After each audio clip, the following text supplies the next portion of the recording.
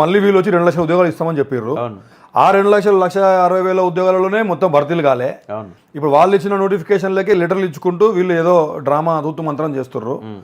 అంటే ఆ గవర్నమెంట్ కానీ ఈ గవర్నమెంట్ కానీ నిరుద్యోగులను అంటే వీళ్ళు చూసే కోణం ఎలా ఉంది, అసలు ఏంది, వీళ్ళ మైండ్ సెట్ ఏంటి? నిజంగానే ఈ రాష్ట్రం అభివృద్ధి పదము నడవాలన్నా, మనకు రెవెన్యూ జనరేట్ కావాలన్నా employment is the main source. Employment లేకపోతే రెవెన్యూ జనరేటే కాదు. ఇప్పుడు మైగ్రేషన్ పెరిగిపోతుంది. బయట నుంచి ఎవరెవరో వచ్చి ఇక్కడ పనులు చేస్తుర్రు. ప్రైవేట్ సెక్టర్ హైదరాబాద్ ఒక్కటే ఐటీ సెక్టర్లో 9 లక్షల మంది పనిచేస్తున్నారని చెప్పుకుంటారు. కానీ మరి రూరల్ ఏరియాస్ మొత్తం కూడా ఏ విధంగా కిందికి కుంగిపోతున్నాయి. అక్కడ నుంచి మైగ్రేషన్ వచ్చినప్పుడు ఎంత ఖర్చు పెరిగిపోతుంది, ఇక్కడ డబ్బులు మొత్తం ఎంత వేస్ట్ అయిపోతుంది.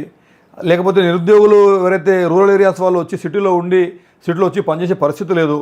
మరి దీన్ని అన్నింటినీ మనం ఫిక్స్ చేయాలంటే ఒక్క ఎంప్లాయ్మెంట్ అనేది కరెక్ట్గా మనం ఫిక్స్ చేస్తే అన్ని సమస్యలు